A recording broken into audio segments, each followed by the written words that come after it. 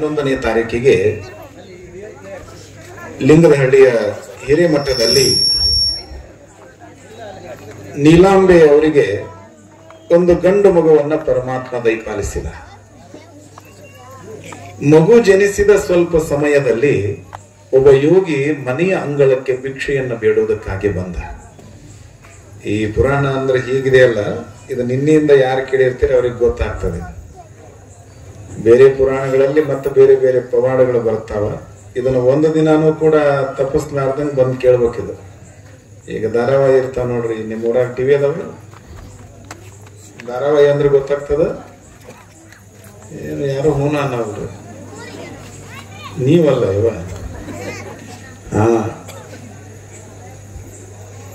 ಆ ಮಗು ಜನಿಸಿದ ಸ್ವಲ್ಪ ಸಮಯಕ್ಕೆ ಒಬ್ಬ ಯೋಗಿಗಳು ಮನೆಯ ಅಂಗಳಕ್ಕೆ ಬಂದು ಭಿಕ್ಷೆಯನ್ನ ಬೇಡಿದರು. ಮನೆಯ ಹೊರಗಡೆ ಕಟ್ಟೆಯ ಮೇಲೆ ಮನೆಯ ಯಜಮಾನಿಯೊಬ್ಬರು ಕೂತ್ಕೊಂಡಿದ್ರು.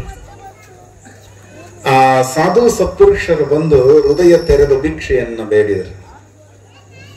ಆ ಮನೆಯ ಹೊರಗಡೆ ಕೂತಿರುವಂತ ತಾಯಿ ಹೇಳ್ತಾಳೆ, ಯಜಮಾನಿ ಹೇಳ್ತಾಳೆ, ಯಪ್ಪ, ಇವತ್ತು ನಮ್ಮ ಮನೆಯಲ್ಲಿ ಹೆರಿಗೆಯಾಗಿದೆ, ಹಾಗಾಗಿ ನಿನ್ನ ಜೋಡಿಗೆಗೆ ನಾವು ಏನನ್ನೂ ನೀಡೋದಿಲ್ಲ, ಹೋಗು ಅಂದ್ರು. ಬಂದಿರುವ ಮಹಾತ್ಮ ಕೇಳುತ್ತಾನೆ, ಅಮ್ಮ ಏನ್ ಮಗು ಅಂತ ಕೇಳಿದ. ಅವಾಗ ಆ ತಾಯಿ ಅಂತಾಳೆ, ಗಂಡು ಮಗು. ಇದೇನಮ್ಮ ವಿಚಿತ್ರ, ಗಂಡು ಮಗು ಜನಿಸಿದ್ರೆ ಏನೆಲ್ಲ ಸಂತೋಷಕ್ಕೆ ಒಳಗಾಗಿ ಸಿಹಿಯನ್ನ ಹಂಚುವರು, ಉಡುಗೊರೆಯನ್ನ ದಾನವಾಗಿ ಕೊಡುವರು, ದವಸ ಧಾನ್ಯಗಳನ್ನ ದಾನವಾಗಿ ಕೊಡುವರು, ನಮಗೆ ಗಂಡು ಮಗುವಾಗಿದೆ ಅಂತ ತಿಳ್ಕೊಂಡು ಎಲ್ಲ ಸಂತೋಷ ಪಡ್ತಾರ. ನೀನ್ ಯಾಕಮ್ಮ ಏನು ಕೊಡೋದಿಲ್ಲ ಅಂತಂದಿಯ. ಅಜ್ಜಿ ಅಂದ್ಲಂತ, ಯಪ್ಪ ನೀ ಹೇಳೋದು ನಿಜಾನೇ, ಮಗು ಜನಿಸಿದ ಕೂಡಲೇನೆ ಸಿಹಿಯನ್ನು ಕೊಡ್ತಾರೆ, ಪೇಡೆಯನ್ನು ಕೊಡ್ತಾರೆ, ಜಿಲೇಬಿಯನ್ನು ಕೊಡ್ತಾರೆ, ಮೈಸೂರು ಪಾಕ್ ಕೊಡ್ತಾರೆ, ಹೊಸ ಬಟ್ಟೆಗಳನ್ನ ದಾನವಾಗಿ ಕೊಡ್ತಾರೆ. ಅದು ಶ್ರೀಮಂತರು, ನಾವು ಬಡವರು. ಶ್ರೀಮಂತರಿಗೆ ಮಕ್ಕಳಾಗುವುದೇ ತುಂಬಾ ಅಪರೂಪ. ಹಾಗಾಗಿ ತುಂಬಾ ಸಂತೋಷಕ್ಕೊಳಗಾಗಿ ಅವ್ರು ಏನೆಲ್ಲ ದಾನ ಮಾಡ್ತಾರೆ. ನಾವು ಬಡವರು, ನಮಗ ಬೇಡ ಅಂದ್ರೂ ಕೂಡ ದೇವ್ರ ಮಕ್ಕಳನ್ನ ಕೊಡ್ತಾನ. ನಾವು ಮತ್ ಇವತ್ತೇನಾದ್ರೂ ದಾನ ಮಾಡಿದ್ರೆ ಮುಂದಿನ ವರ್ಷ ಇನ್ನೊಂದು ಮಗು ಆಗಿದಿತ್ತು, ನಮ್ಮಪ್ಪ ನಾ ಕೊಡಂಗಿಲ್ಲ, ಹೋಗೋಣ, ದಾನ ನೀಡೋದಿಲ್ಲ. ಅವಾಗ ಆ ಮಹಾತ್ಮ ಹೇಳಿದಂತೆ, ಅಮ್ಮ ನಿನಗೆ ಈ ಮಗು ಭಾರವಾಗಿದೆಯೇ, ಹೆಚ್ಚಿಗೆ ಆಗಿದೆಯೇ? ಅವಾಗ ಆ ತಾಯಿ ಅಂದು, ಬಡವರಿಗೆ ಮಕ್ಕಳು ಮತ್ತವು ಹೆಚ್ಚಿಗೆ ಆಗ್ತಾವಪ್ಪ. ಹಾಗಾದರೆ ಈ ಮಗು ನಿನಗೆ ಹೆಚ್ಚಾಗಿದ್ದರೆ, ಭಾರವಾಗಿದ್ದರೆ, ಆ ಹುಟ್ಟಿರುವ ಮಗುವನ್ನ ನನ್ನ ಜೋಳಿಗೆಗೆ ನೀನು ಕೊಡು, ನಾನು ಆ ಮಗುವನ್ನ ಕರೆದುಕೊಂಡು ಹೋಗುವೆ ಅಂದ್ರು. ಅಜ್ಜಿ ಅಂದ್ಲಂತ, ಯಾರು ಬೇಡ ಅಂತಾರೆ ನನ್ನಪ್ಪ, ಆ ಮಗು ಬೆಳೆದು ದೊಡ್ಡದಾದ ಮೇಲೆ ಅದನ್ನ ನೀನೇ ಕರ್ಕೊಂಡು ಹೋಗು ಅಂತ.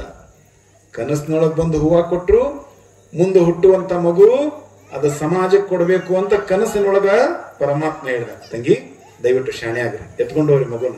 ತಂಗಿ ಪ್ಲೀಸ್, ಲೈವ್ ಐತದು, ಹಂಗ ಮಾಡ. ಯವ್ವ ನಿಮ್ಮ ಮಕ್ಕಳು ನಿಮ್ಮ ಹತ್ರ ಕರ್ಕೊಂಡು ಕೊಡ್ರಿ, ಇಲ್ಲಾಂದ್ರೆ ಅಳಕತ್ತಂದ್ರೆ ನನ್ನ ಕೈ ಕೊಡು, ನಾ ಶಿವಮಂದ್ರ ಕರ್ಕೊಂಡು ಹೋಗ್ಬಿಡುತ್ತೇನೆ ಅಂತ. ಹೊಳ್ಳಿ ಕೇಳಂಗಿಲ್ಲ ನೋಡು. ಇನ್ನ ಈ ಸ್ವಾಮಿಗಳು ಹೊಳ್ಳ್ಯಾರು ಬಂದಾರ, ಇವರು ನಾ ಕರ್ಕೊಂಡು ಹೋದವ್ರು ಹೊಳ್ಳಿ ಬರೋದಿಲ್ಲ. ಅವ್ರು ಇವ್ರು ಹೊಳ್ಳಿ ಬಂದಾರ, ಮತ್ತ ಬಂದೇ ಇಲ್ಲ. ನಾ ಕರ್ಕೊಂಡು ಹೋಗ್ಬಿಟ್ಟವ್ರು ಮಠಕ್ಕೆ ಹೋಗ್ಯಾರ, ಹೊಳ್ಳಿ ಬಂದಿಲ್ಲ. ಅದಕ್ಕೆ ಯಾರು ಅಳಕತ್ತ ನಿಮ್ಮ ಹುಡುಗರು, ಅವ್ರು ಹೆಣ್ಣಾರ ಇರ್ಲಿ ಗಂಡಾರ ಇರ್ಲಿ, ಹೆಣ್ಣಿದ್ರೆ ನಮ್ಮ ಮನೆಗೆ ಕರ್ಕೊಂಡು ಹೋಗ್ತೀನಿ, ಗಂಡಿದ್ರೆ ಶಿವಮಂದ್ರ ಕರ್ಕೊಂಡು ಹೋಗಿ ಬಿಡ್ಬೇಕ. ಅದಕ್ಕೆ ಅಳಿಸ್ಬಾಡ್ರಿ ಒಟ್ಟ. ದಯವಿಟ್ಟು ನಿಮ್ಮ ಮಕ್ಕಳು ನಿಮ್ಮ ಹತ್ರ ಇರ್ಲಿ. ಅವ್ರಂತಾರ ಮುಂಜಾನಿಂದ ಸಂಜೆ ಮಟ್ಟ ನಮ್ಮ ಹತ್ರ ಇರ್ತಾವ್ರಿ, ಮುತ್ತಾರ ಒಂದ್ ತಾಸು ನೀವು ಕರ್ಕೋರಿ ಅಂತ. ಮತ್ತೆ ನಾ ಕರ್ಕೊಂಡ್ರೆ ಪುರಾಣ ಹೇಳೋದ್ ಬಿಟ್ಟು ಅವ್ರನ್ನ ಆಟ ಆಡಿಸ್ಬೇಕಾಗತ್ತೆ. ದಯವಿಟ್ಟು ಶಾಂತಿಯಿಂದ ಒಂದು 15-20 ನಿಮಿಷ ಅಷ್ಟೇ ನನ್ನ ಮಾತುಗಳನ್ನ ನಿಮ್ಮೊಂದಿಗೆ ಹಂಚ್ಕೋತಾ ಇದ್ದೇನೆ. ಅವ್ರು ಹೇಳಿದ್ರಂತ, ಕನಸಿನೊಳಗೆ ಬಂದು ಹೇಳಿದ್ರು. ಆ ಮಗು ಹುಟ್ಟಿದ ಕೂಡಲೇನ ಬಂದು ಹೇಳಿದ್ರಂತ. ಆ ಮಗು ಜನಿಸಿದ ಕೂಡಲೇನೆ ಲಿಂಗವನ್ನ ಕಟ್ಟಿ ಊರ್ ಗುರುಗಳು ಹೋಗ್ಬಿಟ್ರು, ಲಿಂಗ ಧಾರಣ ಮಾಡಿ ಹೋಗ್ಬಿಟ್ರು. ಆ ಮಗು ಜನಿಸಿದ 1 ವಾರ ಆದ್ರೂ ಕೂಡ ಮಗು ಹಾಲು ಕುಡಿಲಿಲ್ಲ. ಓಣಿಯೊಳಗಿರುವಂತ ತಾಯಂದ್ರು ಬಂದು ಹೇಳಿದ್ರಂತ, ನೀಲಮ್ಮ ಮಗು ಬಾಯನ್ನ ತೆರಿತಾ ಇಲ್ಲ, ಹಾಲನ್ನ ಕುಡಿತಾ ಇಲ್ಲ, ಗ್ರಾಮ ದೇವತೆಯ ಆಧಾರವನ್ನ ತಂದು ಅಂಗಾರವನ್ನ ತಂದು ಮಗುವಿಗೆ ಹಚ್ಚು ಅಂದ್ರು. ಮತ್ ಯಾರೋ ಹೇಳಿದ್ರಂತೆ, ಆ ಮಗುವಿಗೆ ಏನೋ ಆಗಿರ್ಬೋದು, ಒಬ್ಬ ಗುರುಗಳ ಹತ್ರ ಹೋಗಿ ಒಂದು ಅಂತ್ರವನ್ನ ಹಾಕ್ಸ್ಕೊಂಬ, ಚೀಟಿ ಕಟ್ಟು, ತಾಯ್ತಾ ಕಟ್ಟಿಸು ಅಂದ್ರು. ಹೀಗೆಲ್ಲ ಹೇಳಿದ್ರು ಕೂಡ ನೀಲಮ್ಮನವರು ಎಂಥವ್ರು ಅಂತಂದ್ರೆ, ಎಷ್ಟು ಪ್ರಗತಿಪರ ಚಿಂತಕರು ಅಂದ್ರೆ ಅವರಿಗೆ ಅಷ್ಟಾವರಣ ಪಂಚಾಚಾರ ಷಟ್ಸ್ಥಲಗಳ ಬಗ್ಗೆ ಅವ್ರಿಗೆ ಎಷ್ಟು ಅರಿವಿತ್ತು ಅಂದ್ರೆ ನಾವೆಲ್ಲ ವೀರಶೈವರದೀವಿ, ಬಹಳ ಜನ ಲಿಂಗಾಯತರದೀವಿ. ವೇದಿಕೆಗೆ ಅದೇ ನೀವು ಇಲ್ಲ ಅಂತ ತಿಳ್ಕೊಂಡಿದ್ದೀವಿ, ಇಲ್ಲ ವೀರವಸ್ತು ವೇದಿಕೆಗೆ ದಯಮಾಡಿಸ್ತಾ ಇರುವಂತಹ ಮಣಕವಾಡದ ದೇವ ಮಂದಿರ ಮಹಾಮಠದ ಪರಮ ಪೂಜ್ಯರು ಶ್ರೀಮನ್ ನಿರಂಜನ ಪ್ರಣವ ಸ್ವರೂಪ ಅಭಿನವ ಮೃತ್ಯುಂಜಯ ಮಹಾಸ್ವಾಮೀಜಿಯವರು ಕನ್ನಡ ನಾಡಿನ ಶ್ರೇಷ್ಠ ಅನುಭಾವಿ ಪ್ರವಚನಕಾರರು ವೇದಿಕೆಗೆ ದಯಮಾಡಿಸ್ತಾ ಇದ್ದಾರೆ. ತಮ್ಮ ಜೋರಾದ ಚಪ್ಪಾಳಿಯೊಂದಿಗೆ ಪರಮ ಪೂಜ್ಯರನ್ನ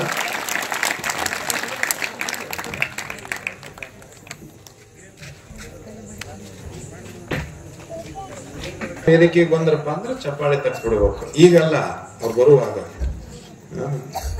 ನೋಡ್ರಿ.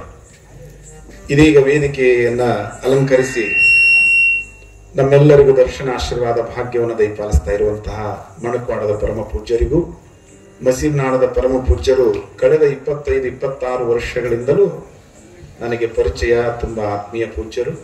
ಅವರಿಗೂ ಹಾಗೆ ಈ ಕಾರ್ಯಕ್ರಮದ ಕೇಂದ್ರ ಬಿಂದುಗಳಾಗಿರುವಂತಹ ಪರಮ ಪೂಜ್ಯ ಆನಂದ ದೇವರಿಗೂ, ವೀರವಸ್ತು ದೇವರಿಗೂ, ನಮ್ಮ ಆಂಧ್ರದ ತೆಲಂಗಾಣ ಭಾಗದ ಪೂಜ್ಯರಿಗೂ ಮತ್ತೊಮ್ಮೆ ಜೋರಾಗಿ ಚಪ್ಪಾಳಿನ ತಟ್ಟದ ಮೂಲಕ ಸ್ವಾಗತವನ್ನು ಮಾಡೋಣ. ಎಲ್ಲ ಪರಮ ಪೂಜ್ಯರ ಪಾದಾರವಿಂದಗಳಿಗೆ ಭಕ್ತಿಯ ಪ್ರಣಾಮಗಳು. ಅವರು ಏನ್ ಹೇಳ್ತಾ ಇದ್ದೇನ್ರಿ?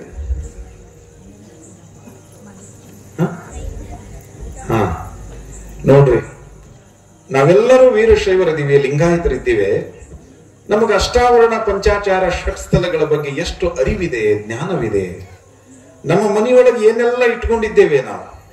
ಹೆಣ್ಮಕ್ಳು ಒಂದೊಂದು ಮನೆಯೊಳಗ ನೂರಾರು ಸಾವಿರಾರು ಸೀರೆಗಳನ್ನ ಇಟ್ಕೊಂಡಿದ್ದಾರೆ. ಗಂಡ್ಮಕ್ಳು ಹರಿಲಾರ್ದಂತ ಜೀನ್ಸ್ ಪ್ಯಾಂಟ್ ಇಟ್ಕೊಂಡವ್ರು ಅದಾರ, ಟೀ ಶರ್ಟ್ ಇಟ್ಕೊಂಡವ್ರು ಅದಾರ, ಬೆಳ್ಳಿ ಬಂಗಾರ ಮುತ್ತು ರತ್ನಗಳನ್ನ ಇಟ್ಕೊಂಡವ್ರು ಅದಾರ.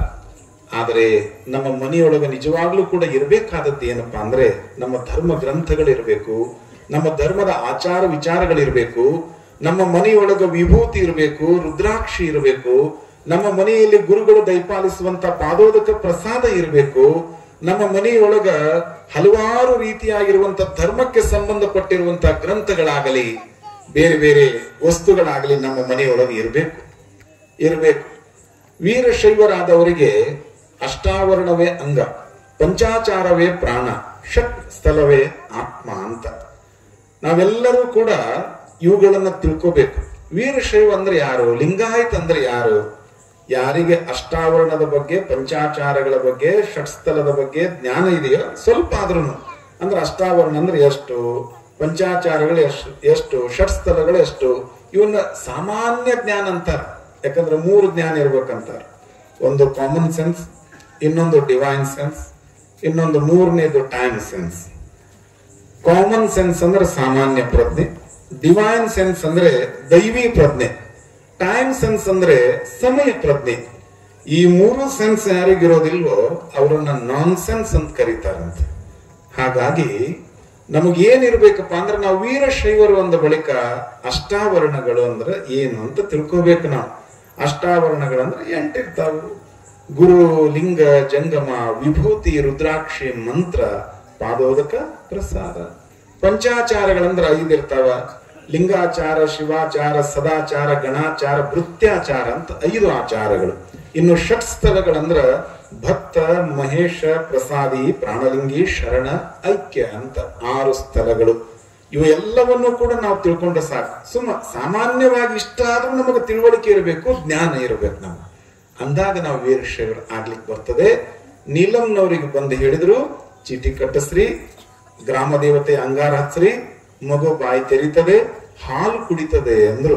ನೀಲಮ್ಮನವರು ಅವರ ಮಾವನವರು ಹೇಳಿರುವಂತಹ ಶಿವಾನುಭವ ಕೇಳಿದ ಪರಿಣಾಮದಿಂದಾಗಿ ಆ ತಾಯಿ ಅಕ್ಕಪಕ್ಕದ ಹೆಣ್ಣು ಮಕ್ಕಳು ಹೇಳುವಂತಹ ಇಂಥ ಯಾವ ವಿಚಾರಗಳನ್ನು ಕೂಡ, ಲಿಂಗಾಯತ ಧರ್ಮಕ್ಕೆ ನಿಷಿದ್ಧವಾದ ಈ ವಿಚಾರಗಳನ್ನ ಆ ತಾಯಿ ಸ್ವೀಕಾರವನ್ನ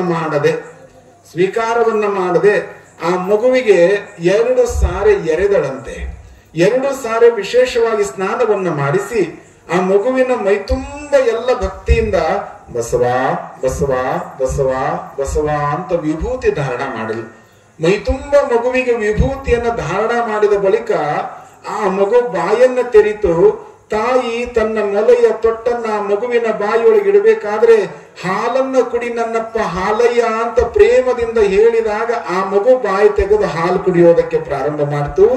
ಆ ಮಗು ಯಾವುದಕ್ಕಾಗಿ ಬಾಯಿ ತೆರೀತು ಅಂದ್ರೆ ಅಷ್ಟಾವರಣಕ್ಕಾಗಿ ಬಾಯನ್ನ ತೆರೆದವರು ಹಾಲಯ್ಯನವರು. ಅಷ್ಟಾವರಣದೊಳಗೆ ಬರುವಂತ ವಿಭೂತಿಗಾಗಿ, ವಿಭೂತಿ ಹಚ್ಚಿದ ಮೇಲೆನೆ ಆ ಮಗು ಬಾಯಿ ತೆಗೆದು ಹಾಲು ಕುಡಿಯೋದಕ್ಕೆ ಪ್ರಾರಂಭ ಮಾಡ್ತು. ಇನ್ನು ನಾನು ನೀವು ಸಾಯುದ್ರಾಗ ಒಮ್ಮೆರ ಹಚ್ಕೊಳ್ಳುವ ಮಾರಾಯ, ನಮ್ಮ ಹಣೆ ಮ್ಯಾಲ ವಿಭೂತಿ ಇಲ್ಲ, ಹೊರಗಡೆ ಎಲ್ಲರೂ ಹೊರಟ್ವಪ್ಪ ಅಂದ್ರೆ ಎಷ್ಟು ಜನ ನಾವು ವಿಭೂತಿ ಹಚ್ಕೊಂಡು ಹೊರಗೆ ಹೋಗ್ತೇವೆ. ಇಲ್ಲೆಲ್ಲ ಮಕ್ಕಳು ಅದಾರ, ಎಷ್ಟು ಜನ ವಿಭೂತಿ ಹಚ್ಕೊಂಡು ಶಾಲೆಗೆ ಹೋಗ್ತಾರ, ಎಷ್ಟು ಜನ ವಿಭೂತಿ ಹಚ್ಕೊಂಡು ಕಾಲೇಜ್ಗೆ ಹೋಗ್ತಾರ, ತಮಾಷೆ ಮಾಡ್ತಾರ ಅಂತ ಹಿಂಗ ಅಂತಾರ ನಮ್ ಜನ. ಅಕ್ಕ ಮಹಾದೇವಿ ಬಂದು ನೀಲಮ್ನವ್ರು ಬಂದ್ರು ಅಂತ ಹಿಂಗ ಅಂತಾರ. ಅಂದ್ರೆ ಏನ್ ತಪ್ಪೈತಿ? ಅಂದ್ರೆ ಏನ್ ತಪ್ಪೈತಿ? ನಿಮ್ಮನ್ನ ಅಕ್ಕ ಮಹಾದೇವಿ ಅಂತ ಸಂಬೋಧನೆ ಮಾಡಿದ್ದಾರೆ, ನಿಮ್ಮನ್ನ ಬಸವಣ್ಣ ಅಂತಕೊಂಡು ಸಂಬೋಧನೆ ಮಾಡಿದ್ದಾರೆ, ನಿಮ್ಮನ್ನ ಶರಣರ ಒಂದು ಮಾತುಗಳನ್ನ ಅವರ ಹೆಸರುಗಳನ್ನ ಹೇಳುವುದರ ಮೂಲಕವಾಗಿ ನಿಮ್ಮನ್ನ ಸಂಬೋಧನೆ ಮಾಡಿದ್ದಾರೆ. ಇದರ ಅರ್ಥ ಏನಂದ್ರೆ ನಿಮ್ಮ ಗೌರವ, ನಿಮ್ಮ ಮರ್ಯಾದೆ, ನಿಮ್ಮ ಬೆಲೆ ಈ ಸಮಾಜದೊಳಗೆ ಹೆಚ್ಚಾಗಿದೆ ಅಂತಕೊಂಡು ಸಂತೋಷ ಪಡಬೇಕೆ ಹೊರತು ಅಪಮಾನ ಆಗಿದೆ ಅಂತಕೊಂಡು ನಾವೆಂದೂ ಅನ್ಕೋಬಾರದು. ಹಾಗಾಗಿ ನಾವೆಲ್ಲರೂ ಕೂಡ, ಪ್ರತಿಯೊಬ್ಬರೂ ಕೂಡ ಹಣೆ ಮೇಲೆ ವಿಭೂತಿಯನ್ನು ಹಚ್ಕೋಬೇಕು, ಕೊರಡಲ್ಲಿ ಲಿಂಗ ಇರಬೇಕು, ಕೊರಡಲ್ಲಿ ರುದ್ರಾಕ್ಷಿ ಇರಬೇಕು. ಪ್ರಾಣ ಹೋಗುವಂತ ಸಂದರ್ಭದಲ್ಲಿಯೂ ಕೂಡ ನಮ್ಮ ಜೊತೆಗೆ ಬರುವುದು ಯಾವ್ದಪ್ಪ ಅಂದ್ರ ಅದು ಕೇವಲ ಲಿಂಗ ಒಂದ ನಮ್ಮ ಜೊತೆಗೆ ಬರುತ್ತೆ. ನೀವು ಸಂಪಾದನೆ ಮಾಡಿರುವಂತದ್ದು ಯಾವುದು ಕೂಡ ನಿಮ್ಮ ಜೊತೆಗೆ ಬರಂಗಿಲ್ಲ. ಬಂದೈತೇನ್ರಿ? ಮತ್ತೆ ಯಾರ ಜೊತೆ ಏನಾರು ಹೋಗೈತೇನ್ರಿ? ಅವರ ನಿಮ್ಮ ಊರಾಗ ಒಂದ್ 4 ಕೂರಿಗೆ ಹೊಲ ಮಡಿಚಿಟ್ಟಾರನ್ರಿ ಯಾರ್ದಾರ ಸಾವುಕಾರ ಜೊತೆಗೆ? ಇಲ್ಲ. ಮತ್ತ ನಮ್ಮ ಹೋಗ್ಯಾಡ್ರಿ ಒಂದ್ 5 ತೊಲಿ ಬಂಗಾರ ಇಲ್ಲಿ ನಮ್ಮ ಅವನ ಜೊತೆ ಅಂತ ಮುಚ್ಚಿಟ್ಟಾರ? ಇಲ್ಲ, ಏನೂ ಇಲ್ಲ. ನಾವು ಬರಬೇಕಾದ್ರೆ ಹೇಗೆ ಬಂದಿದ್ದೇವೆಯೋ ಹೋಗುವಾಗ್ಲೂ ಕೂಡ ಹಾಗೇ ಹೋಗ್ಬೇಕು. ನಾವು ಬರಿಗೈಯಿಂದ ಬಂದೀವ್ರಿ, ನಾವು ಈ ಭೂಲೋಕಕ್ಕ ಹೋಗುವಾಗ ಏನೋ ತೆಗೆದುಕೊಂಡು ಹೋಗೋದಿಲ್ರಿ ನಾವು ಅಂತ ತಿಳ್ಕೊಂಡು ಗುರುರಾಜ ಕೆಂದೋಳಿ ಅವರು ತಮ್ಮ ಜನಪದದೊಳಗೆ ಹಾಡ್ತಾರೆ. ಮಾಡಾಕ ಬಂದಿ ಸಂಸಾರ ಸಂತಿಗಳಗ ತುಂಬೈತೋ ನೂರಾರು ಚಿಂತಿ, ಸತ್ತಾಗ ಬರುದುಲು ತಮ್ಮ ನಿನ್ನ ಪಾಲಿಗೆ, ಸತ್ತಾಗ ಬರುದುಲು ತಮ್ಮ ನಿನ್ನ ಪಾಲಿಗೆ, ನೆನೆಸಿ ಮಾಡ್ತಾರೋ ಮನೆಯಾಗ ಸುಳ್ಳಿ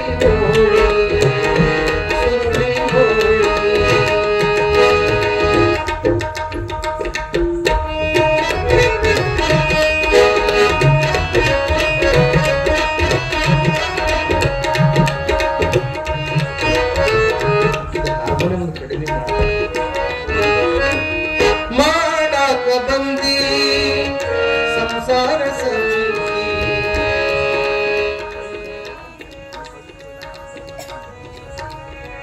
ಸಂತಿಗಳಗ ತುಂಬೈತೋ ನೂರಾರು ಚಿಂತಿ, ಹಗಲು ರಾತ್ರಿ ಹಿಡಿದೈತೋ ಬರಿ ಭ್ರಾಂತಿ, ಸತ್ತಾಗ ಇಡುತ್ತಾರೋ ಒಂದೇ ರಾತ್ರಿ, ಸತ್ತಾಗ ಇಡುತ್ತಾರೋ ಒಂದೇ ರಾತ್ರಿ, ಸತ್ತಾಗ ಬರುದುಲು ತಮ್ಮ ನಿನ್ನ ಪಾಲಿಗೆ, ನೆನೆಸಿ ಮಾಡ್ತಾರೋ ಮನೆಯಾಗ ಸುರುಳಿ ಹೋಳಿಗೆ.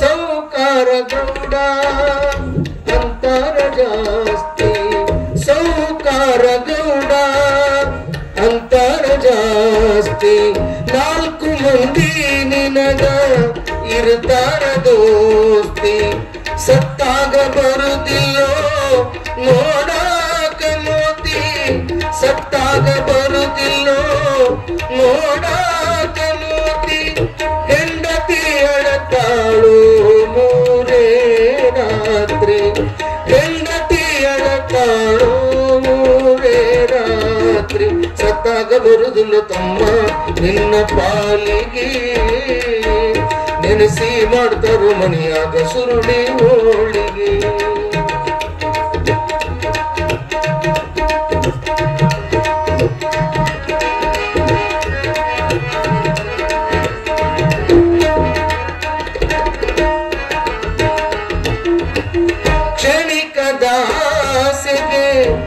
ಮರುಳಾಗಬೇಡ ಗುರು ಸಿದ್ದರಾಮರ ನೀ ಮರಿಬೇಡ ಕ್ಷಣಿಕದ ಆಸೆಗೆ ಮರುಳಾಗಬೇಡ ಗುರು ಸಿದ್ದರಾಮರ ನೀ ಮರಿಬೇಡ ಇದ್ದರಗಿರುವಲ್ಲಿ ಹತ್ತೂರ ಗೌಡ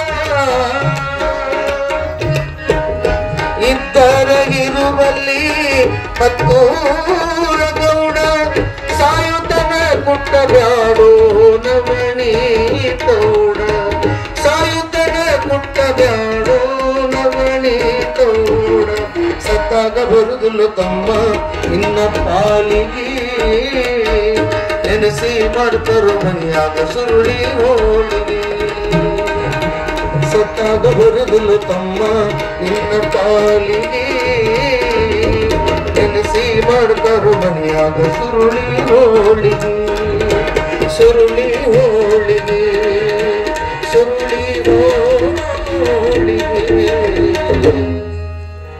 ನೋಡಿ, ಒಂದು ಒಳ್ಳೆ ಹಾಡು ಬಂದಾಗ ಚಪ್ಪಾಳೆ ತಟ್ಟಬೇಕು. ಹಾಡಿದ ಕೂಡಲೇನೆ ಅಂದ್ರೆ ಎಲ್ಲರೂ ಕೂಡ ತಟ್ಟಬೇಕು.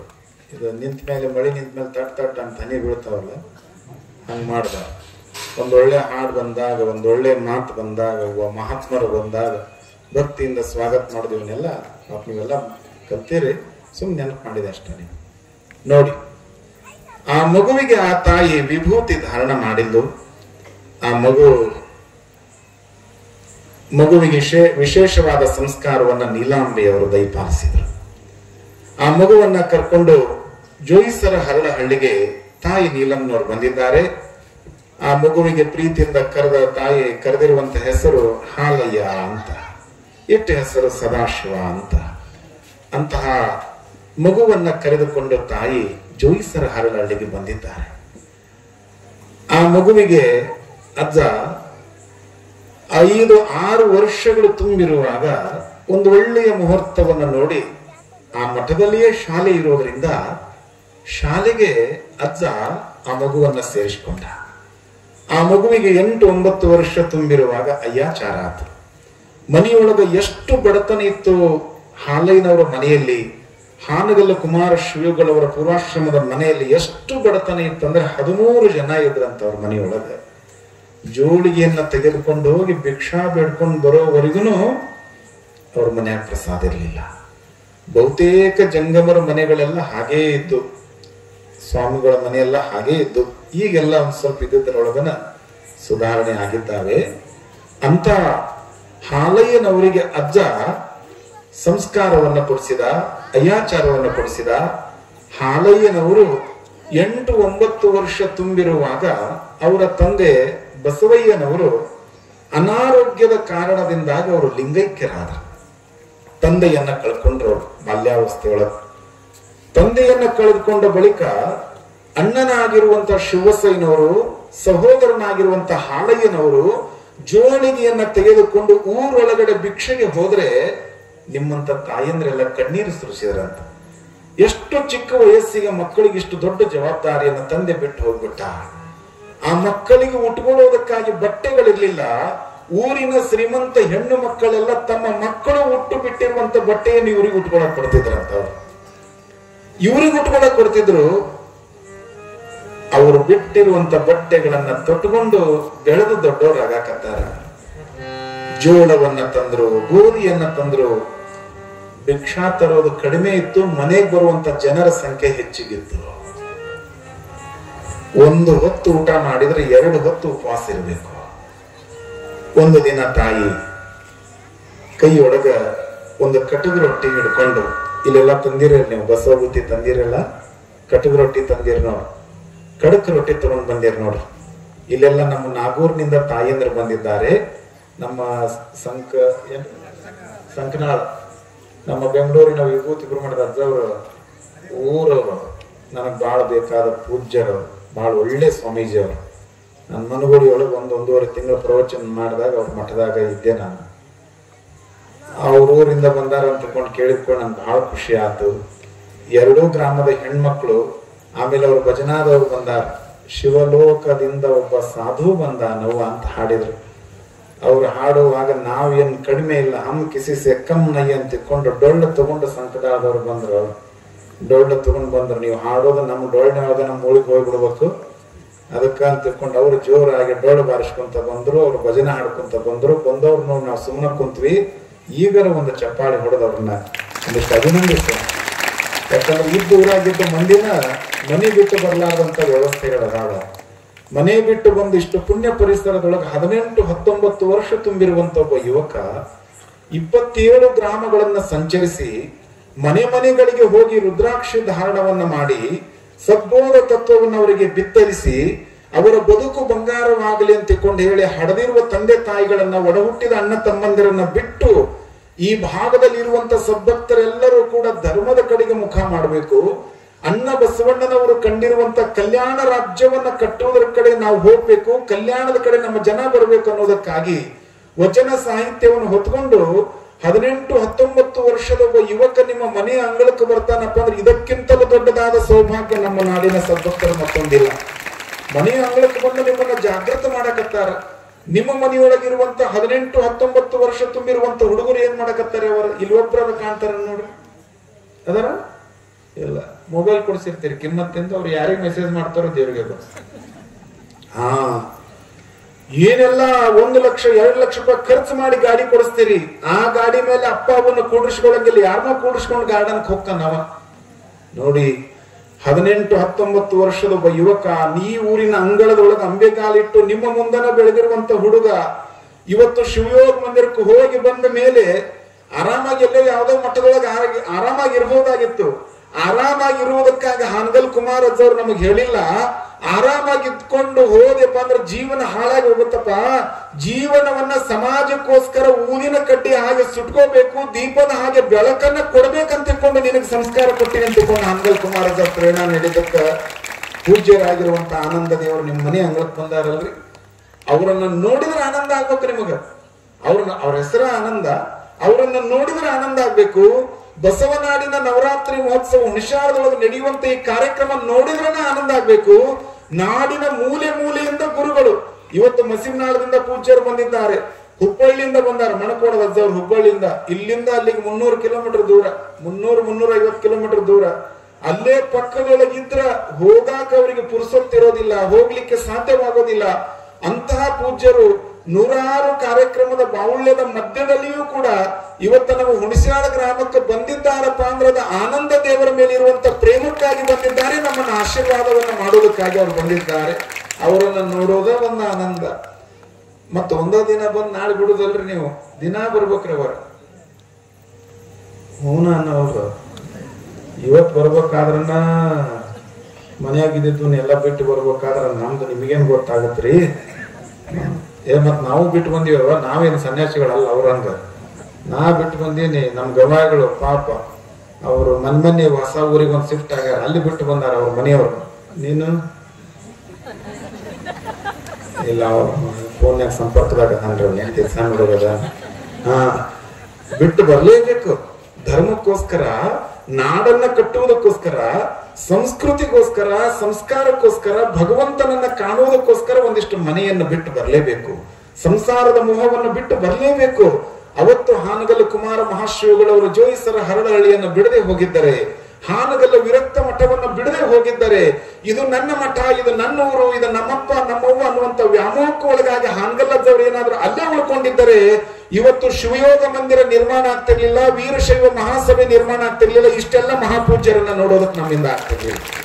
ಇಷ್ಟೆಲ್ಲ ಗುರುಗಳನ್ನ ನೋಡ್ತಾ ಇದ್ದೇವೆ ಅಂದ್ರೆ ಇದು ಹಾನಗಲ್ ಕುಮಾರ ಮಹಾಶಿವಗಳವರ ತ್ಯಾಗ ರೀ. ಅವರ ತ್ಯಾಗದಿಂದ ಮನುಷ್ಯ ದೊಡ್ಡವಾಗ್ತಾನೆ.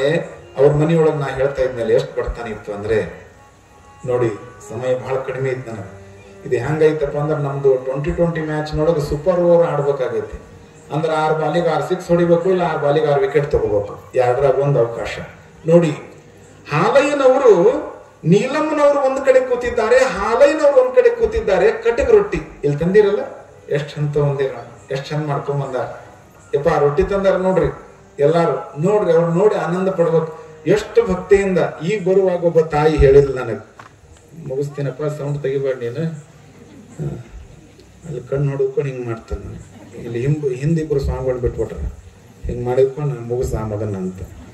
ಅದಕ್ಕೆ ಹಂಗೆ ಮಾಡಬೇಡ್ರಿಪ್ಪ ಮಾರ, ಜೀವ ಗಟ್ಟಿ ಹಿಡ್ಕೊಂಡು ಹೇಳಕತ್ತೀನಿ. ನಮ್ಮ ಗುಣಗಳು ಎಲ್ಲೆಲ್ಲಿ ಹೋಗ್ಯಾವ ಅದು ಪಾಪ ದೇವರೇ ಬಲ್ಲ ಅದನ್ನ.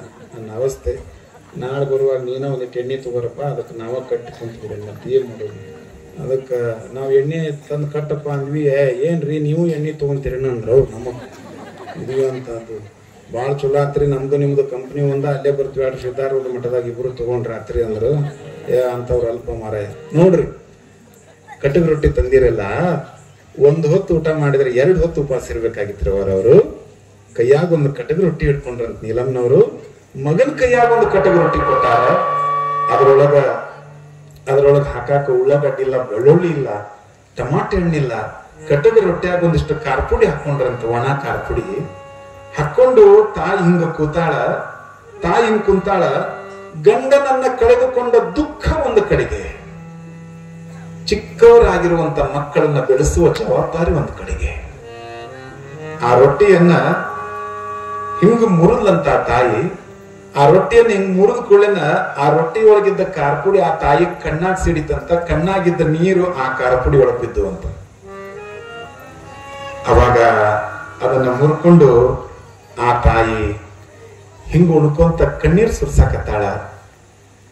ಮಕ್ಕಳಿಗೆ ಹೇಳಿದಂತ, ನಿಮ್ಮಪ್ಪ ಎಂತ ಸಂದರ್ಭದೊಳಗೆ ನಮ್ಮನ್ನು ಬಿಟ್ಟು ಹೋದ.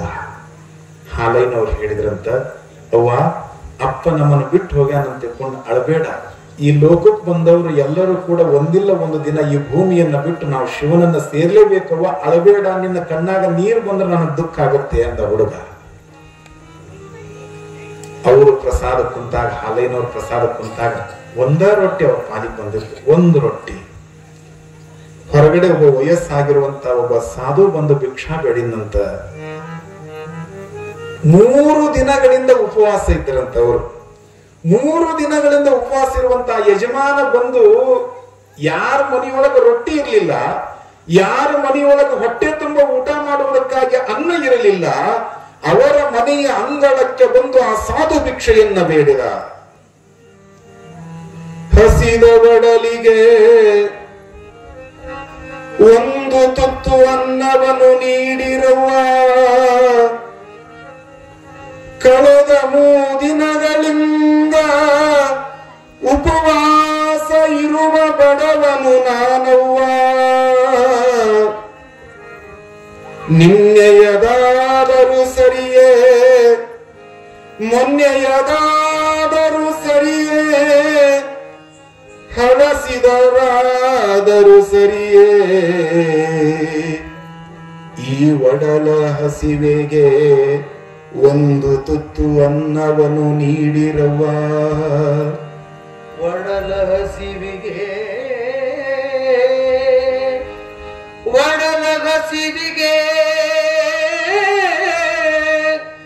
ಒಂದು ತುತ್ತು ಅನ್ನವ ನೀಡಿದೆ.